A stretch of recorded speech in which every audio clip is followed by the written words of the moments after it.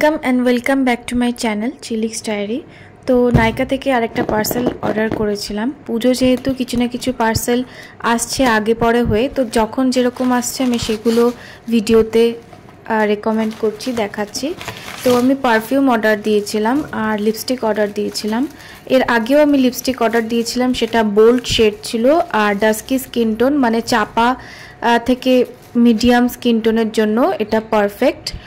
ফর্সাদের জন্য না, ফর্সাদের তো সবই ভালো লাগে, যত চিন্তা চাপা রঙদেরই করতে হয়। যাই হোক, তো এর সাথে ফ্রি পেয়েছি প্লামের ওই নারকেল তেল। তো এটা হচ্ছে নাইকার লিকুইড ম্যাট লিপস্টিক, এটার শেডটা হচ্ছে রুকমিনি। এটা আমি আগেও ইউজ করেছি, আমার খুব ভালো লাগে এই শেডটা। বেবি পিঙ্ক কালার, খুব সুন্দর, অনেকটা পিঙ্কিশ নিউড এই কালারটা। তো আর মুখটাকে খুব ব্রাইট করে তোলে। তো যারা বোল্ড কালার পছন্দ করো না তাদের জন্য এই কালারটা কিন্তু খুবই পারফেক্ট হবে, একদম মিষ্টি কালার। সেকেন্ড হচ্ছে সুগার পপের লিকুইড লিপস্টিকের ক্রিমসন রেড, একটা ব্রাইট রেড কালার। আমার খুব ইচ্ছা ছিল রেড কালার, দেখবেন ব্রাইট রেড যে কোনো স্কিন টোনকে একদম এনহ্যান্স করে তোলে। আর এই ক্রিমসন রেডটা কিন্তু খুবই সুন্দর, মুখটাকে কমপ্লিমেন্ট করে। ফর্সা থেকে চাপা কালো সবাইকে এটা মানিয়ে যাবে। তো আমি এই শেডটা অ্যাপ্লাই করে দেখিয়ে দিচ্ছি কুইকলি। এই শেডটা হচ্ছে ঠিক রেড, পিঙ্কিশ রেড, মানে ডিপ পিঙ্ক আর রেডের মাঝামাঝি এরকম টাইপের একটা কালার। খুব ব্রাইট লাগে, লাগানোর পরেই মুখটা খুব হাইলাইট হয়ে যায়। মেকআপ করারও কিন্তু দরকার হয় না, আর মেকআপ করে স্কিনে অ্যাপ্লাই করলে তো আরোই ভালো লাগবে। আর পিছন দিকে দেখুন মা দৌড়ে যাচ্ছে, যেহেতু ভিডিওতে চলে এসছে তাই। তো এরপরে দেখাই পারফিউম রেকমেন্ড করব আমি। তো এই পারফিউমটা আমিও নিজেও নতুন নিচ্ছি, অনেক জায়গায় অনেক হাইপ দেখেছি এটা নিয়ে, তো ভাবলাম আমিও একবার ট্রাই করে দেখি। এটা প্লামের হচ্ছে ভ্যানিলা ক্যারামেলো পারফিউম। এটা আমার 774 টাকা মতন পড়েছে, 50 ml অফ প্রোডাক্ট আছে। আমার ইচ্ছা ছিল একটা প্লামের পারফিউম থাকুক, তো সেই জন্য এটাকে অ্যাড করে নিচ্ছি।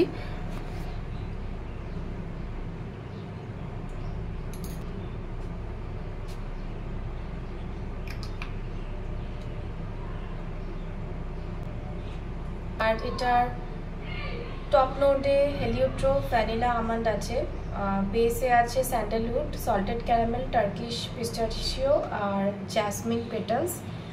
তো এটা একটা খুব টেস্টি একটা ক্রিম মাফিন টাইপ কেক থেকে যে একটা ক্যারামেলের সুইট একটা স্মেল আসে। তো সেটা ডে টাইমে অবভিয়াসলি ইউজ করা যাবে, 6 to 7 আওয়ার্স আপনার স্কিনে লাস্ট করবে। আর যদি ড্রেসে স্প্রে কর সেটা আপ টু নেক্সট ডে চলে যাবে। এটা খুব একটা ফেমিনিন একটা ভাইব দেবে।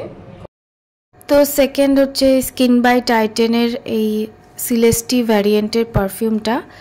এটার বড় সাইজটা কেনার আমার এখনও অ্যাফোর্ড করতে পারবো না, কারণ এটার বড়টার দাম মানে 50 ml এর দামই 1500 সামথিং টাকা। তো ওই জন্য আমি 20 ml অফ প্রোডাক্ট নিয়েছি, এটাই আমার 591 এরম সামথিং পড়েছে।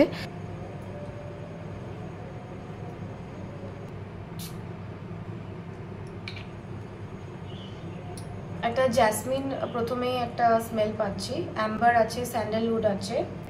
এটা একদম এলিগেন্ট একটা ভাইব দেয়, রিচ, একদম এক্সপেন্সিভ স্মেল যদি কেউ করতে চায় যে নাইট টাইমের জন্য এটা অ্যাপ্রোপ্রিয়েট। এটা হচ্ছে খুব কিউট বাবলি টাইপের একটা ভাইব দেয়, আর এটা এলিগেন্ট। তো আমি দুরকমই চেয়েছিলাম, তো এটা একদম দুরকম, একদম কন্ট্রাস্ট, একটার সাথে একটার কোনো ম্যাচ নেই। এইগুলোর লিঙ্ক কিন্তু আমি ডেসক্রিপশন বক্সে মেনশন করে দেবো, লিপস্টিকগুলোরও, চাইলে আপনারা পারচেস করে নিতে পারেন। তো আজকে এই কটা পার্সেল এসছে, তো সেগুলোই শো করে দিচ্ছি। পিঙ্ক রুকমিনি লিপস্টিকটা নেক্সট কোনো ভিডিওতে আমি সোয়াচ করে দেখাবো, ঠোঁটে লাগিয়ে দেখাবো। এরপরে দেখাই চুলটা একটুখানি ওয়েদার চেঞ্জের জন্য ঝরছে, তো এটাকে কুইক ফিক্স করার জন্য অ্যাফোর্ডেবল কিছু করতে চাই। এই পুজোতে এত শপিং করে আর নতুন করে হেয়ার মাস্ক বা হেয়ার ট্রিটমেন্ট করার মতন টাকা নেই, তো পেঁয়াজ জানি চুলের পক্ষে কতটা ভালো। মামাআর্থ রেঞ্জের অনিয়ন শ্যাম্পু এইসব আছে, দেখা যায় অনেকে ভালো রেজাল্টও পায়। তো এখন আমার এসব কেনার সময় নেই, টাকাও নেই, তো তার জন্য আমি ঘরের পেঁয়াজই ঘষে নিয়ে ভালো করে ওটার রসটা চিপে বের করে নিচ্ছি। ডাইরেক্ট ইউজ করাই আমার মনে হয় বেটার, আর অ্যাফোর্ডেবলও, বেশি খরচও হয় না। তো এটা আমি ভালো করে পুরো যে জায়গাটা ফল হয়েছে, হেয়ার ফল হয়েছে, সেই জায়গাগুলো লাগিয়ে নিচ্ছি। হেয়ার গ্রোথে অনিয়ন কিন্তু খুব ভালো কাজে দেয়। আর দেখুন, এটা লাগাতে গিয়ে আমার চোখে ঝাঁজ লাগছে, চোখ দিয়ে জল পড়ে যাচ্ছে, কিন্তু যাই হোক, অ্যাফোর্ডেবল রেঞ্জে হেয়ার কেয়ার বা স্কিন কেয়ার করতে গেলে এইটুকুনি তো করতেই হবে। তো ভালো করে এটা মাসাজ করে নিচ্ছি যাতে পুরো চুলের গোড়ায় গোড়ায় স্ক্যাল্পে ভালো করে এই জুসটা পেনিট্রেট করে যায়। এটা ভালো করে 5 মিনিট মতন মাসাজ করার পরে প্রায় আধ ঘন্টা রেখে দিতে হবে। 1 ঘন্টা রাখলে আরও ভালো হয়, তো আধ ঘন্টা মিনিমাম রাখতেই হবে, তারপরে শ্যাম্পু করে ফেলতে হবে। এবার একটা অ্যাফোর্ডেবল কম খরচে বডি স্ক্রাব আমি দেখাচ্ছি। সেটার জন্য ঘরের চিনি দরকার। আজকাল সব সুগার বডি স্ক্রাব বাজারে বিক্রি হয় অনেক দাম দিয়ে, যেটা আমরা নিজেরাই বাড়িতে তৈরি করে নিতে পারি। তার জন্য চাই চিনি, অবভিয়াসলি সেটাকে গ্রাইন্ড করে ফেলতে হবে, একদম পাউডার করা যাবে না, একটুখানি খাওয়ার মতন রাখতে হবে যেহেতু স্ক্রাব করব। তারপরে 2 চামচ মানে পরিমাণ মতো নিয়ে নিতে হবে একটা গ্লাস জারে। তারপরে আমি এই ডক্টর শেটের স্যালিসাইলিক অ্যাসিড বডি ওয়াশটা নিয়ে নিচ্ছি। এর মধ্যে 1% স্যালিসাইলিক অ্যাসিড আর 2% ল্যাকটিক অ্যাসিড আছে। স্যালিসাইলিক অ্যাসিড বডি অ্যাকনে দূর করতে সাহায্য করে, আর ল্যাকটিক অ্যাসিড ট্যান দূর করতে সাহায্য করে, আর স্কিনটাকে এক্সফোলিয়েটও করে। তারপরে যে ফ্রিতে যে নারকেল তেলটা পেয়েছিলাম নাইকার পার্সেলের সাথে, তো সেটাকে ইউজ করে নিচ্ছি। এবার এই তিনটেকে ভালো করে মিক্স করে নিতে হবে। আপনারা চাইলে একটু বেশি করে বানিয়ে নিতে পারেন। বানিয়ে এরকম গ্লাস জার থাকলে সেটাকে ভালো করে বন্ধ করে নিয়ে ফ্রিজে রাখতে পারেন, তারপরে সেটাকে 1 মান্থ পর্যন্ত ইউজ করতে পারেন। আমার পরিমাণটা একটু কম নেওয়া হয়ে গেছিলো, তাই আমি আর স্টোর করতে পারিনি, আমার এটা পুরোটাই লেগে গেছিলো।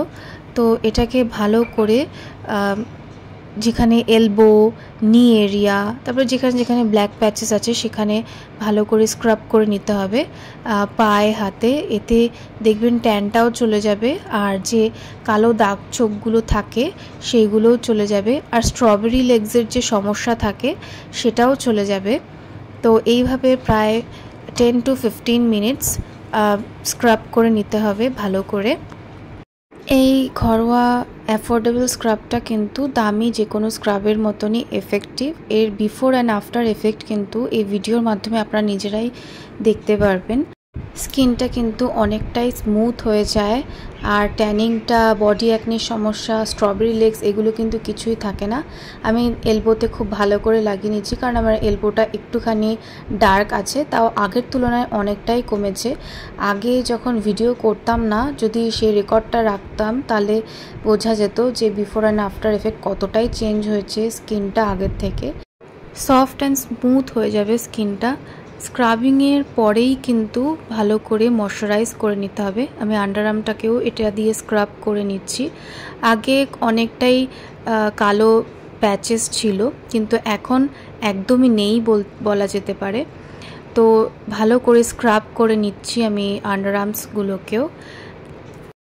এরপরে হালকা হালকা জল দিয়ে দিয়ে ভালো করে ঘষে নিতে হবে, আর এটাকে তুলে ফেলতে হবে, আর তখনই বোঝা যাবে স্কিনটা কত গ্লো করছে।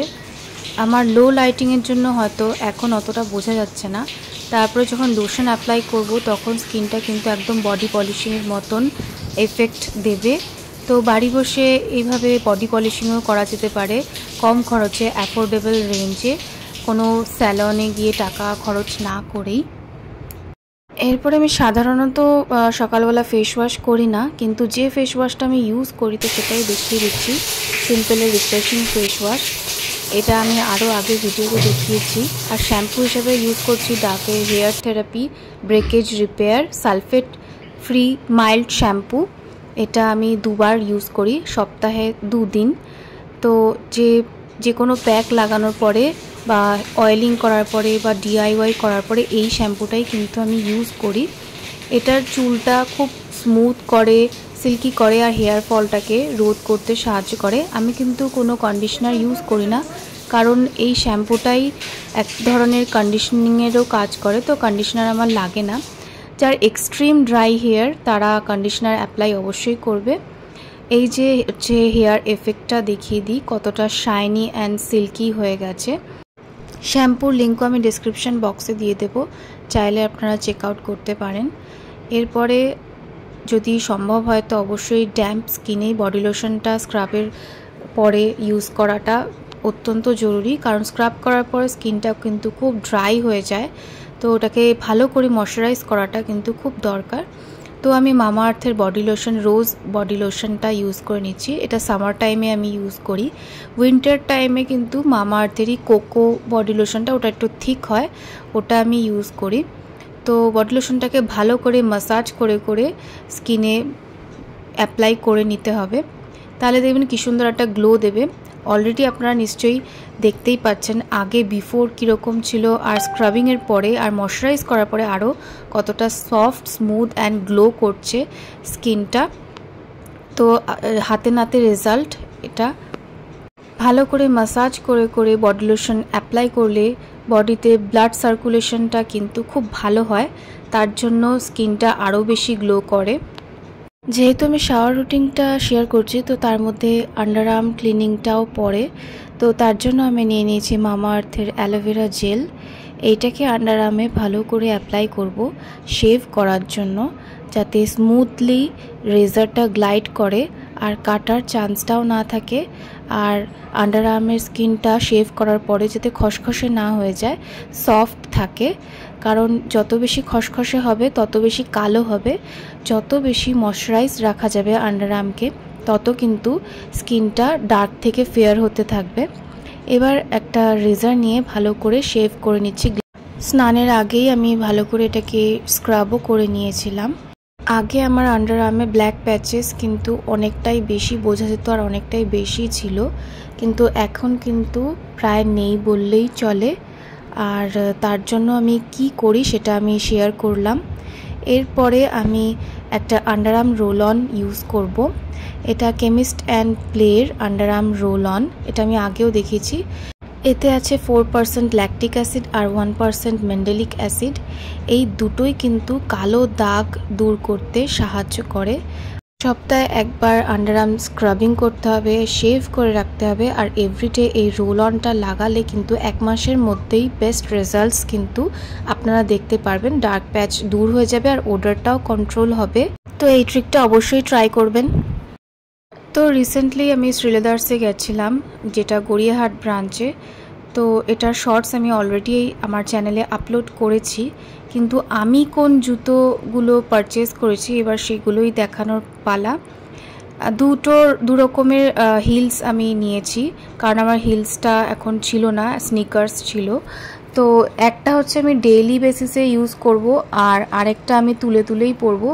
দুটোই এমন দেখে নিয়েছি যেটা সব রকম কালারের ড্রেসের সাথে, এথনিক হোক বা মডার্ন হোক, যে কোনো ড্রেসের সাথে এই কালার দুটো কিন্তু খুব ভালো যাবে।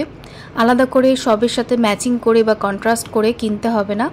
তো প্রথমটা দেখা, এটা হচ্ছে স্লেট কালারের। স্লেট কালারটা কিন্তু যে কোনো ড্রেসের সাথে আপনারা ক্যারি করতে পারেন, জিন্স হোক বা ড্রেস হোক বা এথনিক ওয়্যার হোক, সবের সাথেই কিন্তু যাবে এটা খুব ভালো মতন।